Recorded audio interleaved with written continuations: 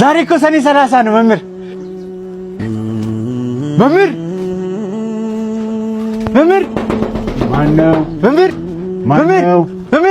ማነው አስታወስከኝ? ሰባተኛ ክፍል አለቃ ከፍ ያለው ይኸው ልክ እንደ ትናንቱ ረባሾች አሉ። በደንብ ጽፌያለሁ። ይኸው ቅጣቸው።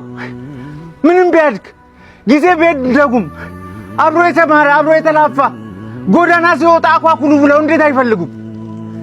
ነጋ አልነጋላሉ ነክተው ግን ባልሳሙ ልጅነት ናፈቀኝ ለዛና ቀለሙ አኩኩሉ በሉ አያጂቦ አለ ብሎ የጠየቀ ከሰውነት አርፎ ላውሬ የተጨነቀ ወርቃማው ትውልድ ወዴት ተደበቀ? አደግን የእድሜ ጣራ ወጣ ሳንደበቅ እንኳን በአውራ ጎዳና የሚፈልገን አጣ። አደግን እድሜም ኮበለለ ፊደል ካስቆጠርከው አባከና ብሎ የጠየቀህ አለ የለም። ኤክስ አንተና ማህደር አንድ ወንበር ላይ ነበር አይደለም የምትቀመጡት? ማህደር ይቅደም በወሊድ ምክንያት አረፈች በቀደም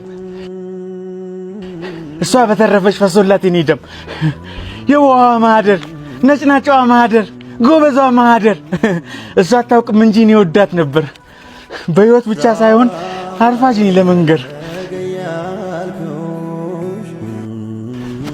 አንተ ግን አረጀ ማርጀት ግን ይመቻል። አኳኩሉ ህይወት ፈላጊ ከሌለ መደበቅም እኮ በጣም ይሰለቻል። ዛሬ እኮ ሰኔ 30 ነው መምህር ሰኔ 30 ጤነኞች ዘነጉ ያመመኝ ሳረሳ ካርድ አትሰጠኝም ፈርምና አጽድቀ አንተ ያሰለፍከው በዓለም ፈተና አብዛኛው ወደቀ። በፍቅር ወደቀ፣ በሰላም ወደቀ፣ በአንድነት ወደቀ። በልቡ ያቄማል በጥርስ እየሳቀ